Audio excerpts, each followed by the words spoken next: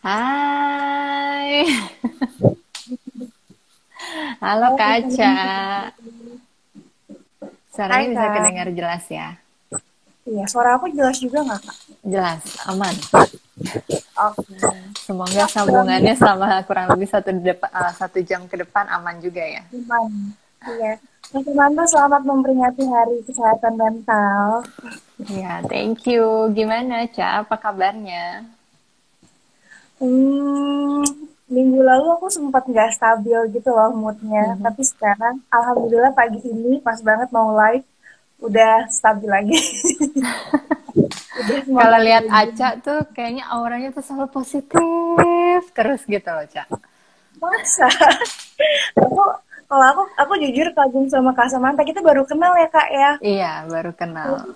Aku jadi banyak belajar gara-gara suka baca postingan Kak Samantha, terutama tentang kesehatan mental.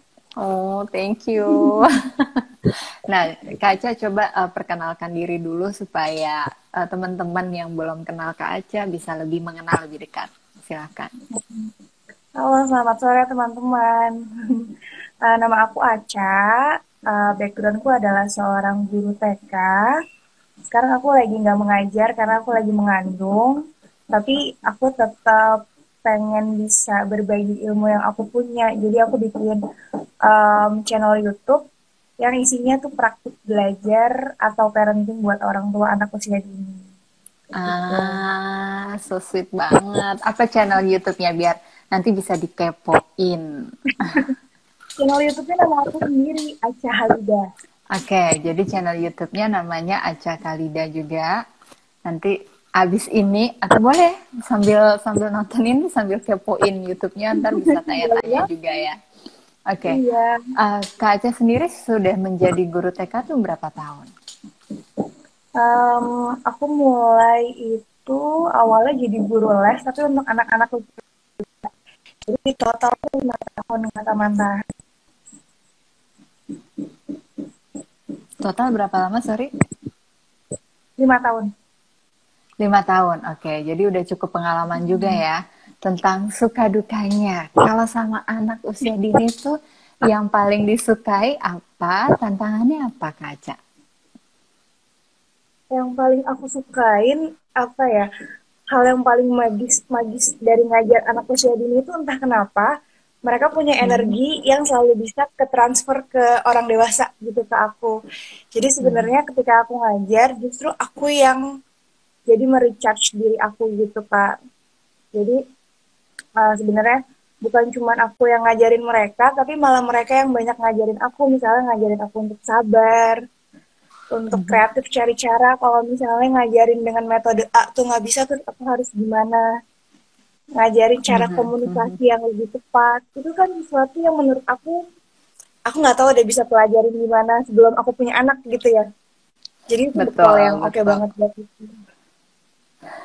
Itu sukanya Sama sih. kayak kalau aku praktek gitu ya, ketemu klien yang usianya 5 tahun ke bawah tuh rasanya, aduh gemes banget gitu yang bahagia aja walaupun ada beberapa klienku yang cukup menantang juga ya misalnya ada agresif jadi bisa tiba-tiba mukul tiba-tiba ngejambak atau nggak gigit gitu kan tapi itu adalah suatu hal yang membuat kita tuh senang begitu minggu depannya ada progres iya ya gitu ternyata tuh dia cuma mau ekspresiin marahnya caranya dia nih dia belum tahu kalau ada cara yang lain kan jadi rasa kepuasannya tuh lebih lebih nyaman ya lebih enak lebih bener-bener utuh gitu puas ya yang kalau dibilang anak usia dini kan berarti dia komunikasinya saja masih terbatas ya Kak Aca ya Hmm, nah iya dan uh-uh.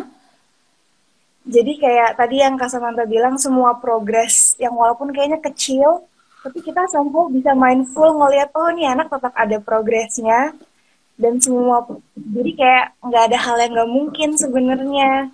Mm-mm. Betul banget, nggak ada hal yang nggak mungkin sama seperti kita mau bahas kali ini. Kalau dari kemarin di Instagram itu udah banyak banget kan yang ngepost tentang kesehatan mental dan lain sebagainya.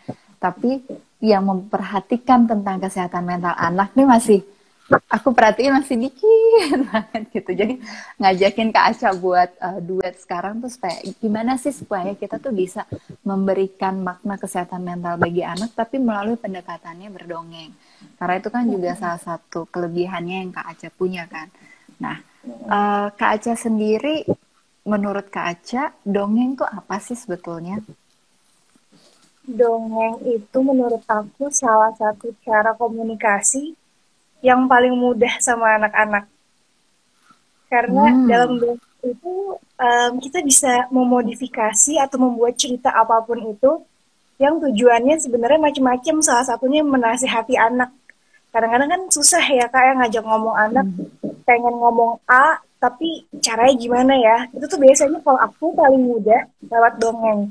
Tapi Mhm. sebelum dongeng itu biasanya ada satu hal wajib yang perlu banget aku ajarin ke anak-anak dan aku share juga ke Mhm. orang tua perlu banget anak-anak tahu ini yaitu belajar mengenalin emosinya sendiri. Atau justru melalui dongeng itu anak bisa belajar mengenali emosinya. Iya itu juga bisa, bisa Ya. kayak gambar-gambar perasaan dulu atau Mhm. lewat lebih enak lagi setelah itu lewat dongeng. Jadi Oke. bisa dielaborasi lagi Iya, perasaan-perasaan itu. betul. Bedanya dongeng dengan social story apa, Kak? Dongeng dengan social story. Social story-nya tuh misalnya kayak gimana kak? Social story itu kan bisa melalui buku, baca buku gitu ya. Bisa cuman kertas, ada apa? Flashcard atau kartu bergambar gitu ya yang Hmm. bentuknya bukan flashcard tapi bisa kita jadikan media untuk Oke.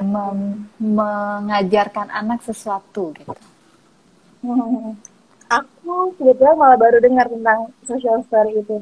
Cuman aku Oke. ngerasa kalau dongeng tuh aku apa ya? Kayak kuncinya aku satu sih, spontaneous. Jadi kayak aku bisa bikin dongeng kapanpun itu, dimana aku lagi Mhm. pengen ngomong sesuatu yang kayak susah untuk dimengerti sama anak. Jadi kadang aku nggak Oke. memerlukan buku atau flashcard atau apa, itu bener-bener kayak aku mau ngomong ini, baru aku cari medianya, misalnya dengan aku gambar, Mhm. atau aku cari lewat Google gambarnya. Oke, ini Jadi menarik bener-bener banget nih. sesuatu yang related sama anak saat-saat itu. Iya. Jadi kalau dongeng itu lebih kepada spontanius. Spontanitas yang kita berikan ke anak. Misalnya anak nanya tentang sesuatu dan kita bisa menjelaskannya dengan konsep bercerita ya. Dan Hmm. nada berceritanya juga ada tekniknya ya Kaca ya. Iya, biasanya semua orang tuh punya ciri khas sendiri-sendiri tuh, Kak. Mhm. Aku pun juga nggak belajar gimana-gimana kan, Mhm. cuman ceritain sesuatu dengan cara yang menurutku Mhm. nyaman aja gitu. Karena biasanya Mhm. yang kita berikan dari hati tuh biasanya nyampe ke hati juga kan. Betul, betul. Yang kita berikan nyampainya ke hati juga. Aduh, emang tenang banget kalau ngomongnya sama Kak Aca nih, adem. Eh, aku ketularan Kasamarinda loh, biasanya agak meletup-meletup juga. Oh gitu. Iya, jadi energinya ke transfer. Oke, coba sebelum kita lebih jauh lagi, Kaca katanya mau memberikan contoh mendongeng di kala pandemi ini. Itu gimana supaya orang tua yang nonton bisa jadi inspirasi ketika mau membacakan dongeng atau berdongeng ke anak-anak di rumah. Oke, aku coba ya. Tadi aku baru Ya, banget bikin sih. ini Jadi fresh ya kita berarti ya. iya, misalnya anaknya ini umurnya TK, usia TK, Mhm. let's say 4 sampai 6 tahun. Eh, biasanya mereka sampai sekarang, walaupun kita udah di rumah aja beberapa bulan, tapi mereka masih bingung nih, kenapa sih aku nggak sekolah, aku kangen sekolah, kangen temen-temen. Jadi Mhm. bisa di-refresh lagi apa yang terjadi di dunia kita saat ini dengan dongeng. Jadi Mhm. bisa bilang, oke kita dongeng yuk. Em, ada seorang anak nih umurnya 5 tahun. Dia anak perempuan, namanya Mala. Nah, Mala ini senang sekali. Setiap hari Senin, Selasa, Rabu, Kamis, Jumat, dia selalu bersemangat. Karena setiap hari itu dia akan pergi ke sekolah, ketemu sama ibu guru, main ayunan, baca buku di perpustakaan, makan siang bareng teman, dan bermain menyentuh putri malu sama sahabat-sahabatnya. Tapi waktu hari Senin tiba, dia merasa sedih. Tiba-tiba ibu bilang, kalau malah hari ini kamu nggak bisa pergi ke sekolah dulu ya. Loh kenapa? Kan aku nggak sakit. Aku nggak kenapa-napa. Emang hujan bu? Kata ibu kalau di luar hujan lalu banjir aku nggak bisa ke sekolah. Aku lihat dulu ya. Enggak, aku nggak hujan. Kenapa aku nggak bisa ke sekolah? Ibu akhirnya menceritakan kalau saat ini di luar sedang ada sesuatu yang bernama virus. Supaya lebih gampang, kita bisa membuat objek visual dari virus itu. Supaya anak-anak mungkin lebih mengerti. Di luar ada banyak virus yang bisa masuk ke dalam tubuh kita malah. Ya terus, tapi aku nggak bisa lihat bentuknya seperti apa. Ya, pura-puranya kita lihat dia bentuknya seperti ini ya. Nah, karena itu ibu guru, lalu orang tua murid dan anak-anak itu diminta untuk berada di rumah dulu. Sampai nanti virusnya pelan-pelan akan menghilang. Tapi walaupun gitu, di rumah kamu tetap bisa melakukan banyak hal loh.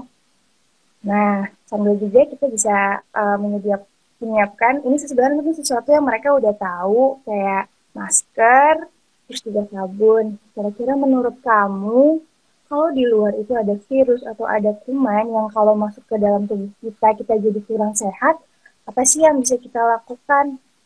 Nah, di sini Ibu punya gambar masker sama sabun. Menurut kamu masker tuh gunanya untuk apa ya?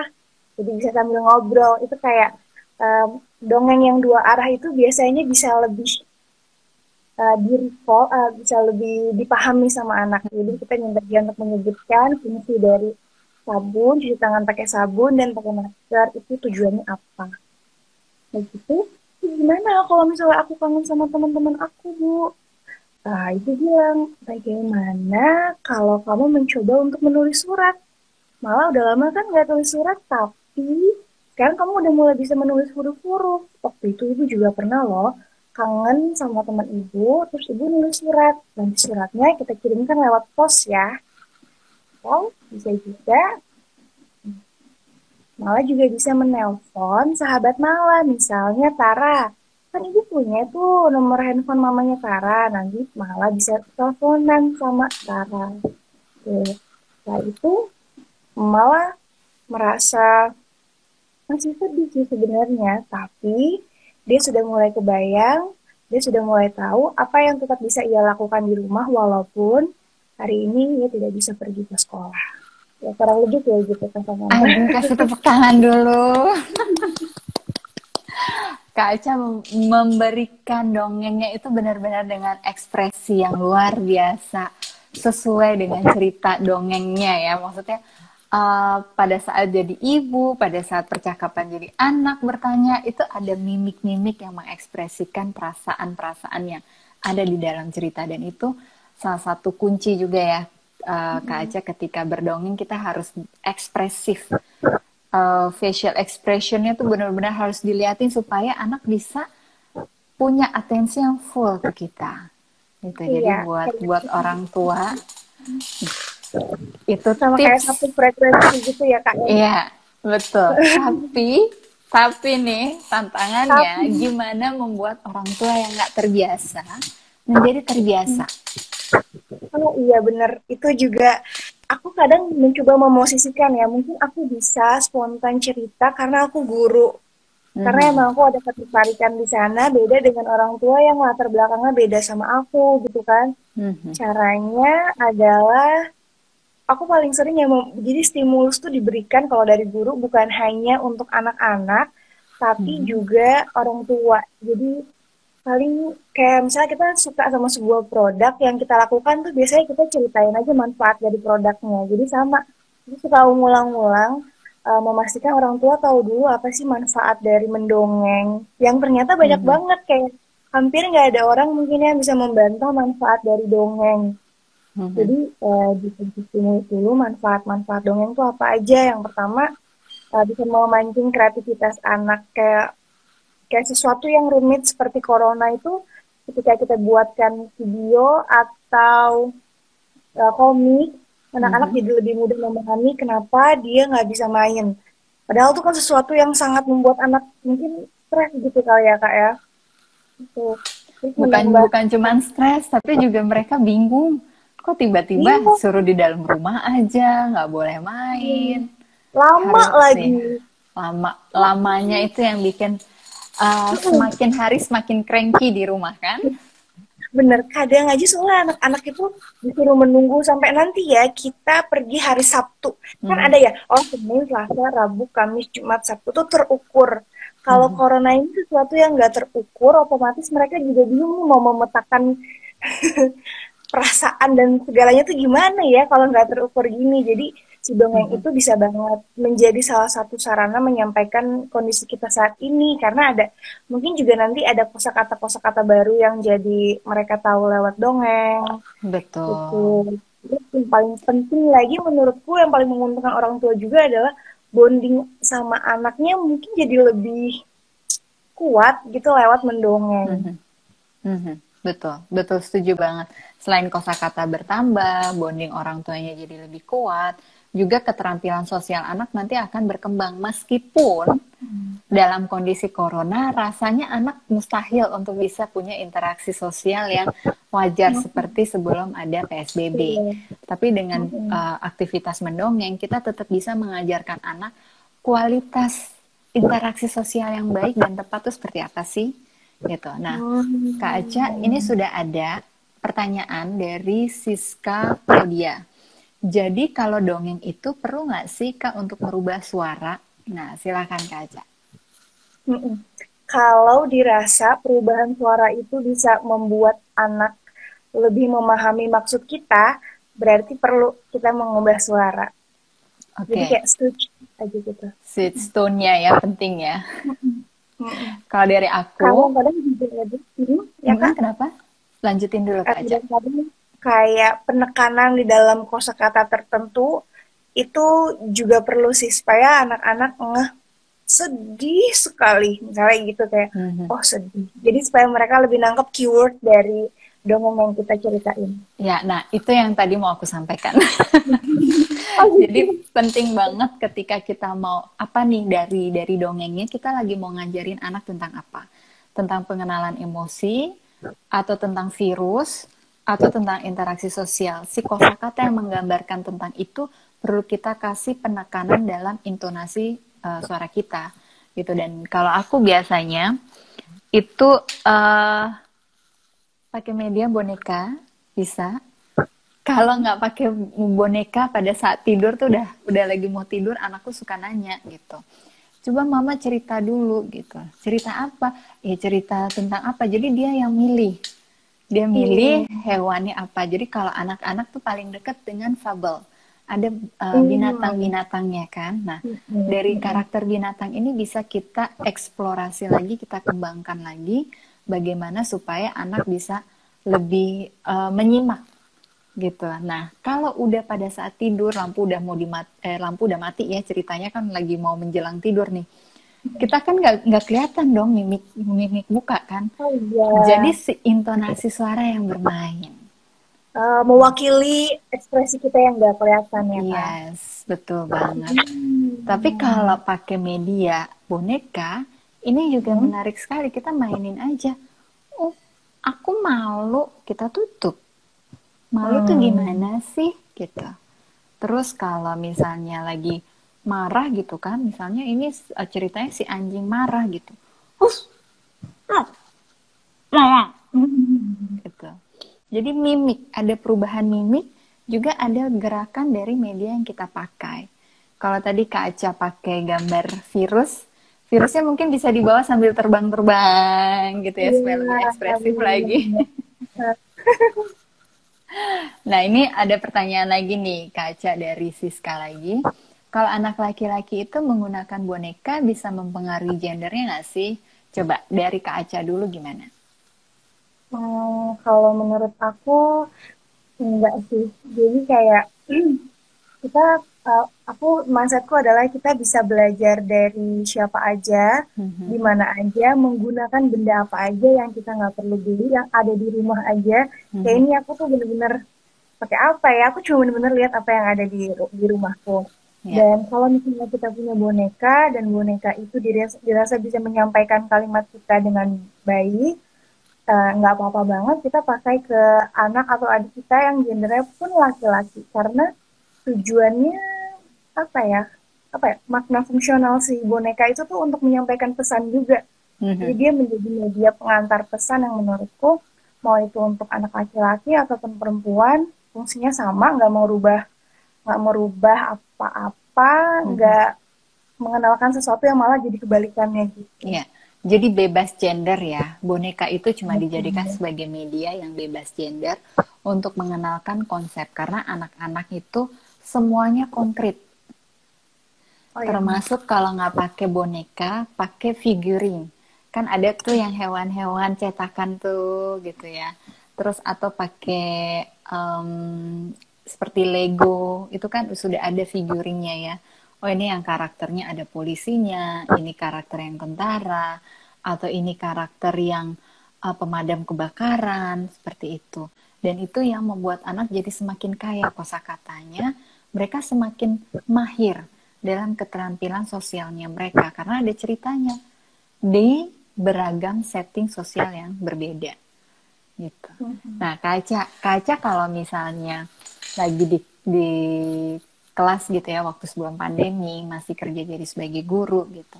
Pengalaman apa Kaca yang paling berkesan tentang kesehatan mental anak? Pengalaman yang paling apa kak tadi berkesan. Berkesan. Mm-mm. Yang pernah Kaca jumpai. Hmm, apa ya? Yang spesifik mungkin, oh ada. Yang spesifik tentang kesehatan mental mungkin nggak Mhm. ada, tapi salah satu yang aku ngerasa pencapaian aku itu adalah ketika aku waktu itu ngide kak bikin papan emosi. Oke. Anak-anak itu kan dalam sehari pasti apalagi anak TK ada aja konflik sama temennya atau nggak sama diri sendiri.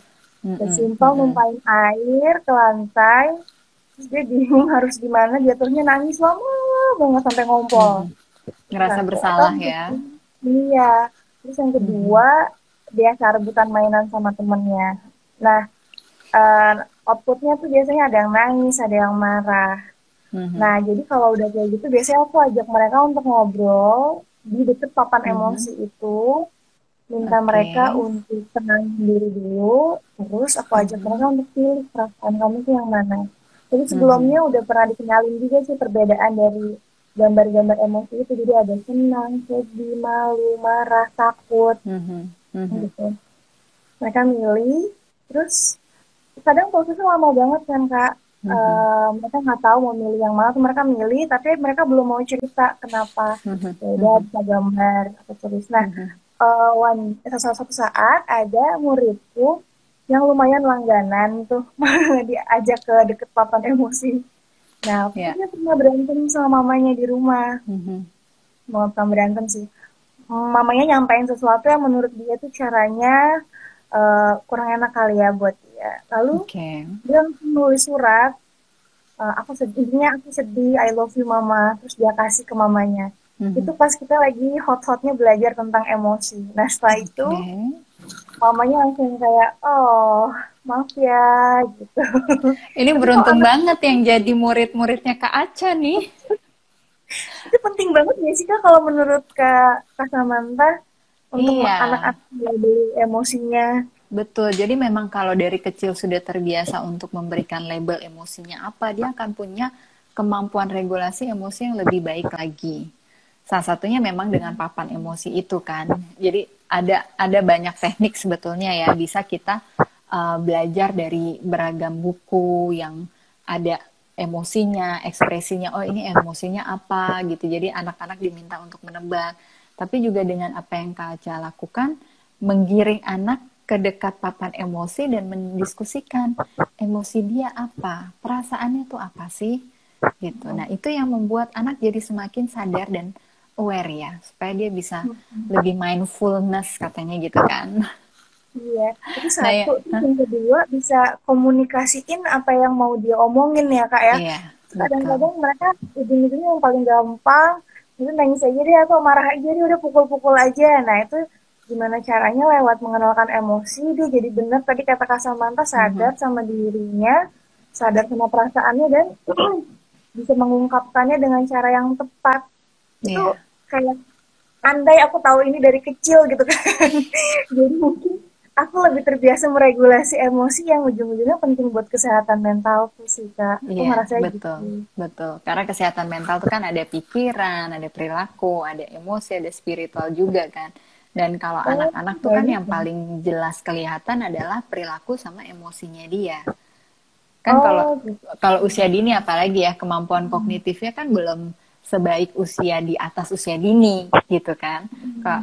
Mereka masih di tahap yang belajar. Oh, misalnya hitungan gitu, satu tambah satu tuh berapa. Bahkan beberapa masih dalam pengenalan angka dulu dan pengenalan huruf. Belum sampai gitu kan nalar logikanya untuk memikirkan ini begini, ini Benar. kan belum Banget. usianya. Iya, Ya, benar. gitu. Jadi yang terlihat jelas adalah emosi dan perilakunya. Gitu. Kalau Perilaku. perilakunya nangis, emosinya apa nih? Orang tua suka bertanya-tanya kan. Nah, tadi aku tertarik sekali mendalami lebih nih dari yang Kak Aca sampaikan tentang kalau anak yang memukul. Nah, gimana sih? Ini karena orang tua tuh sering banget nanya kan, gimana ya cara ngajarin anakku supaya nggak mukul-mukul lagi? Kalau dari pendekatan dongeng Kak Aca, yang bisa kita berikan untuk mengurangi perilaku memukul ketika anak emosinya tinggi dan orang tua jadi bisa efektif menerapkan si dongeng ini itu gimana Kak Aca? Oke. Aku juga pernah ada pengalaman dipukul sama anak waktu itu Mhm. di sekolah yang kayak di sekolah kan dinamikanya atau jadwalnya kan juga cukup padat, terus dia marah, Ya. dia pukul otomatis, duh, perhatian aku harus ke dia, sedangkan aku ada Mhm. anak-anak lain yang juga perlu perhatian. Nah, jadi aku tetap prioritasin yang satu dulu ini karena memang pada saat anak lagi seperti itu, kalau nggak dipegang, kalau nggak diatasin sekarang, kadang bisa bikin suasana kelas malah jadi, wah, jadi saling mempengaruhi teman-teman yang lain kan, Kak. Jadi aku Mhm. biasanya, aku ajak keluar kelas dulu, tapi nggak diajak ngomong sih, bener-bener kayak biarin dulu Mhm. deh dia mau ngapain, Mhm. biarin dulu. Kalau udah mulai bisa diajak ngomong, baru aku ajak ngomong. Salah satunya misalnya lewat dongeng. Jadi pas dia udah Mhm. tenang, udah bisa dia udah dikasih minum, udah bisa diajak ngobrol, baru dikasih tahu lewat dongeng. Em, Kadang sih aku nggak selalu lewat dongeng, tapi mau berusaha untuk menumbuhkan empati dia dengan cara bertanya. Aduh, aku Mhm. tadi sakit dipukul sama kamu. Gue aja kaget tadi dipukul sama kamu. Kalau misalnya tiba-tiba kamu lagi ngapain gitu misalnya. Kamu lagi makan, terus habis itu ibu aja marah, si bocah langsung pukul kamu, kamu perasaannya gimana sih? Gitu kan. Jadi biasanya lewat situ dulu, supaya dia lebih memahami. Jadi intinya, oh sakit juga ya sama, kamu mau nggak dipukul? Aku juga nggak mau Mhm. dipukul karena sakit. Oke, nah Mhm. nanti dari situ mungkin nggak di hari yang sama, tapi di beberapa hari setelah itu aku bisa mendongeng di kelas gitu kak tentang uh, ambil buku kayak cari buku dongeng yang kira-kira temanya mirip tentang Mhm. cara menyampaikan perasaan yang baik tidak dengan Mhm. memukul Ya. Jadi gitu kan. kuncinya adalah refleksi dulu ya. Mm-mm, Bisa merefleksikan bahwa perilaku itu menyakitkan. Bukan cuma mm-mm. untuk dia loh, mungkin dia merasa iritasi kan, sehingga dia memukul untuk Ya, mendapatkan perhatian. Tolongin aku dong gitu. mm-mm. Kemudian setelah kita mengajak dia merefleksikan diri, dia sudah mengerti, oh itu sakit ya ternyata kalau aku sakit, tapi aku kembali menyakiti orang lain, aku juga ikut menyakiti orang lain. Kira-kira begitu ya. Nah, baru di lain kesempatan kita masuk dari sesi mendongeng. Nah, sesi Ya. mendongengnya sendiri nih Kaca, apa sih cerita-cerita yang bisa dibikin gitu ya untuk mengurangi Itu secara spontanitas mengurangi perilaku anak yang suka memukul ini. Mungkin Kak Aca bisa ini memberikan contoh lagi dengan mendongeng. Jadi mendongeng yang bisa mengurangi apa tadi Kak? Mau kepotong? Anak memukul atau agresi. Anak memukul atau agresi. Oh, biasanya sih aku paling seneng karena mungkin ngajarnya kelas besar ya. Jadi langsung Mhm. audiensnya langsung banyak tuh. Jadi kumpulin anak-anak aja kita mendongeng.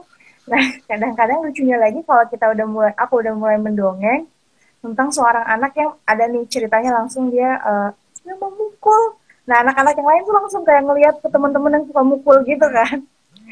Mereka langsung kayak, tuh dia tuh bu, tuh dia kayak dia gitu. Ini sebenarnya ada sisi refleksinya juga yang didapatkan oleh anak yang kebetulan lagi perilakunya lagi suka memukul dari teman-temannya. Kadang itu guru jadi terbantu karena teman-temannya yang bantu mengingatkan si anak tersebut.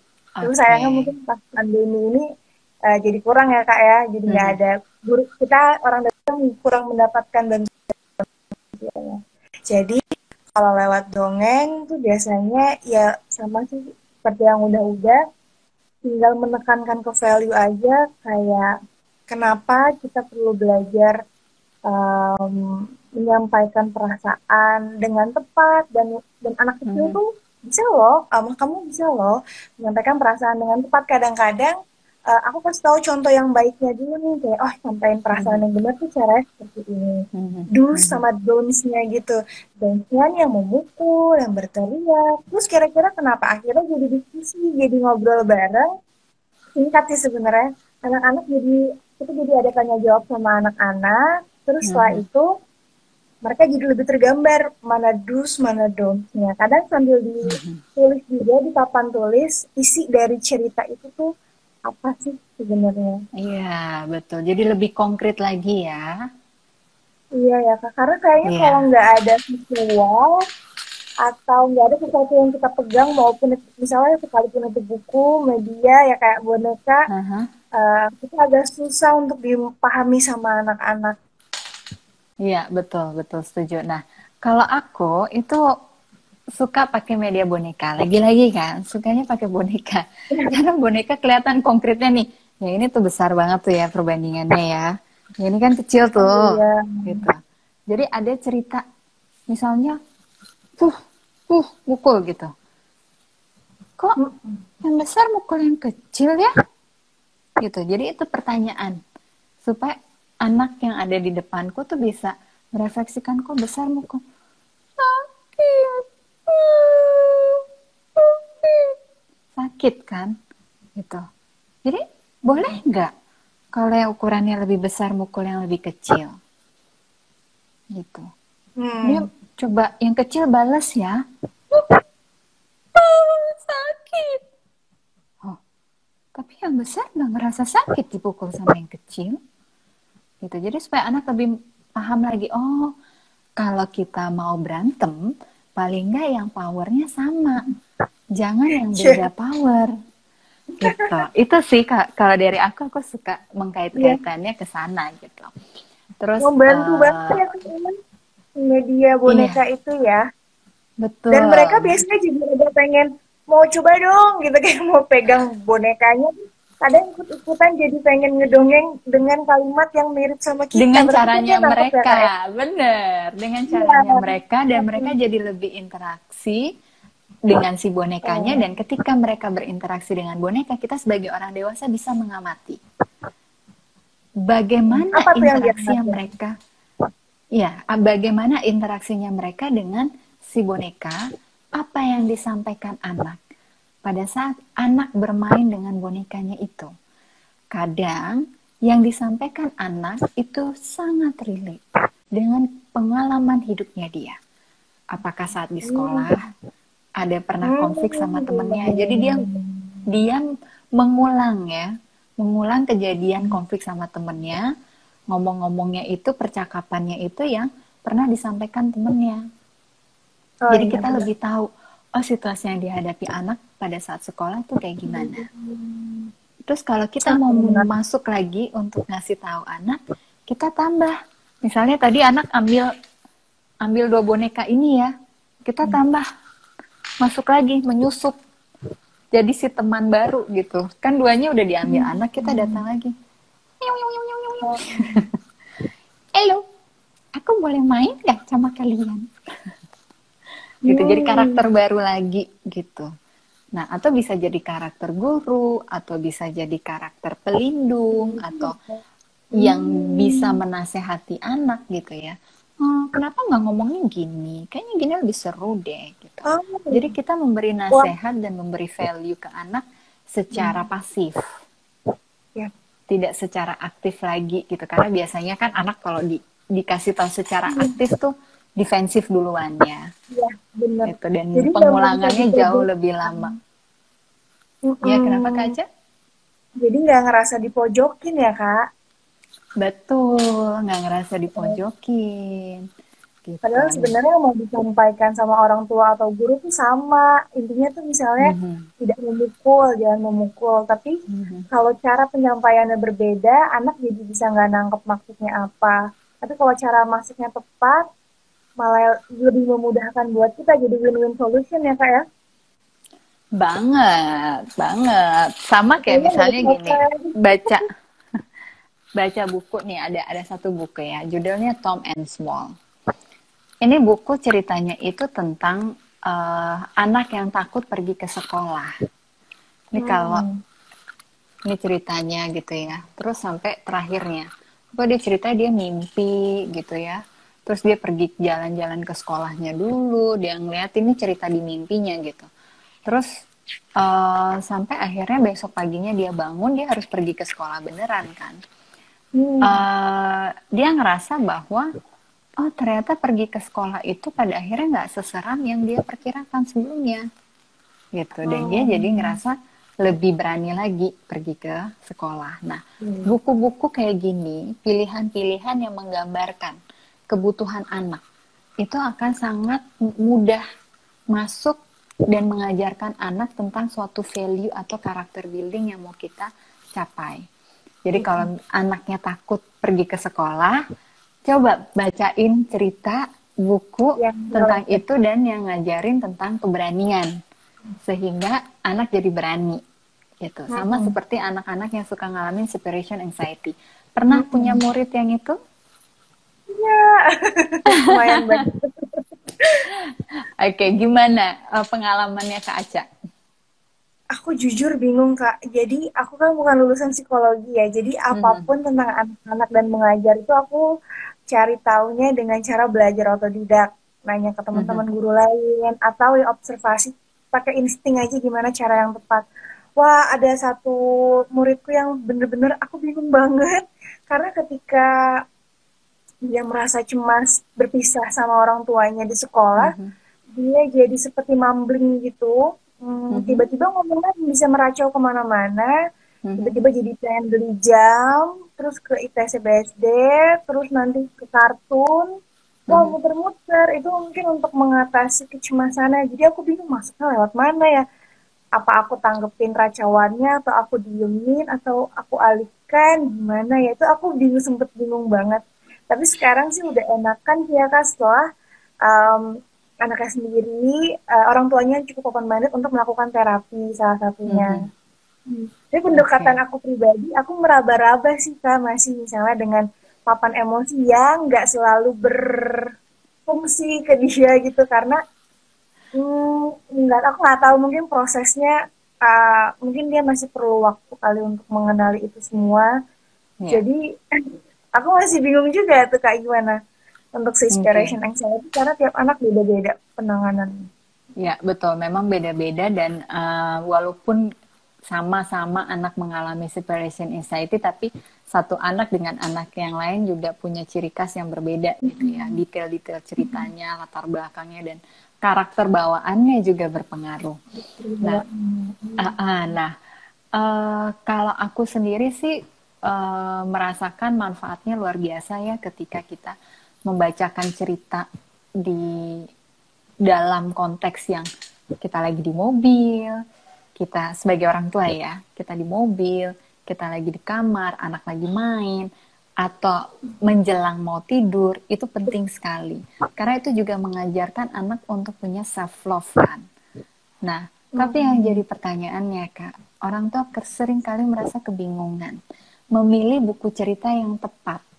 Kalau dari Kak Aca, tipsnya apa? Memilih buku cerita yang tepat untuk anak.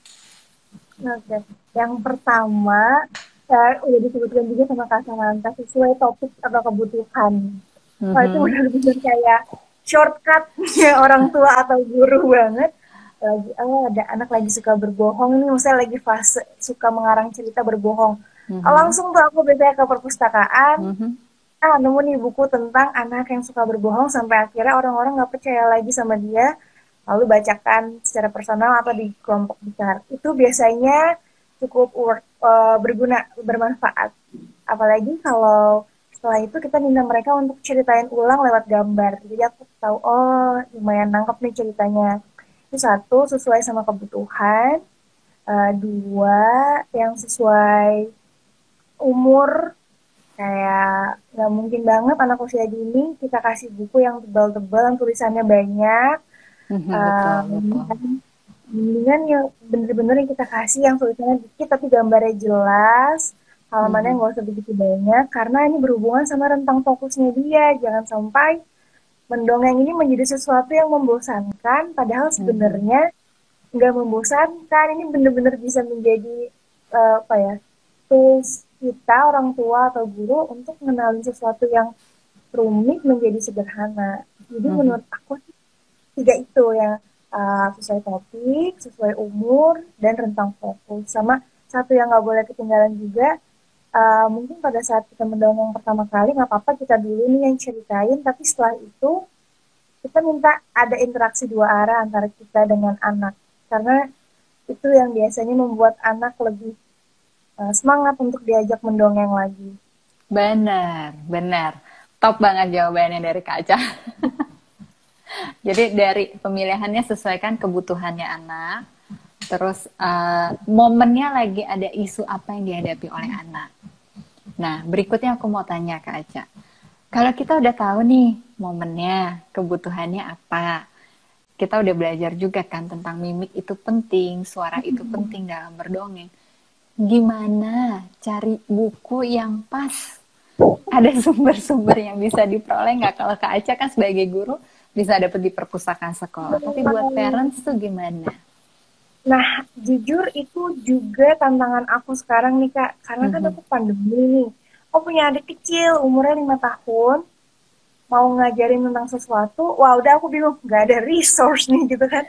Terus gimana ya, Mhm. cari-cari, kadang kita mencari, kadang cari manual di web gitu, peminjaman buku, kadang ada toko buku yang meminjamkan buku, cuman kita harus daftar member dulu atau kita bisa Mhm. beli buku online.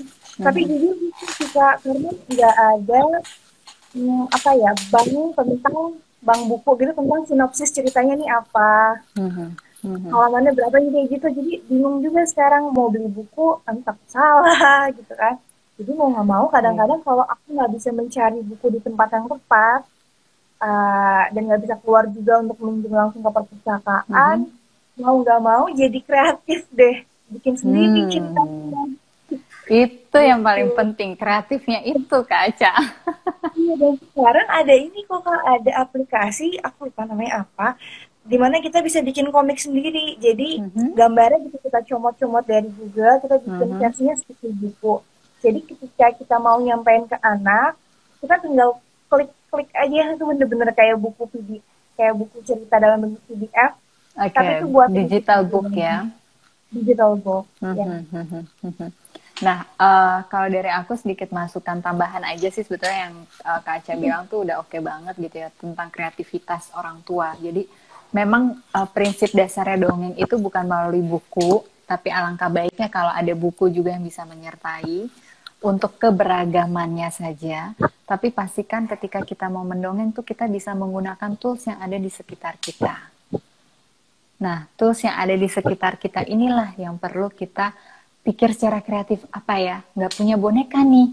Ya udah, Mhm. nggak punya boneka, nggak apa-apa. Punya kain bekas nggak? Bisa dibikin untuk cerita dengan Oh, jari-jari gitu ya, finger story gitu. Atau kita bisa bikin puppet show misalnya. Atau seperti yang Kak Aca sudah buat. Dari awal sudah ditunjukkan tuh si kartu-kartu yang Kak Aca gambar sendiri. Nggak bisa gambar, kita coba download. download di print ya Kak ya. Download dan di print, lalu kita gunting gitu ya, supaya anak bisa melihat gitu. Sebisa mungkin ukurannya besar kalau untuk anak usia dini supaya mereka melihat dan tadi seperti yang Kak Aca bilang attention span-nya tuh bisa terjaga dengan baik dan perhatikan biasanya anak-anak usia dini itu maksimal attention span-nya 10 menit. Jadi ceritanya jangan lebih dari 10 menit karena nanti dia bosen, dia pergi gitu. Nah, kalau kita masih mau cerita tapi udah ngelihat dia gelagatnya bosan, kita harus bilang, bersambung ya, nanti ya, dilanjutin lagi ceritanya. Itu juga bisa Iya. jadi satu tips.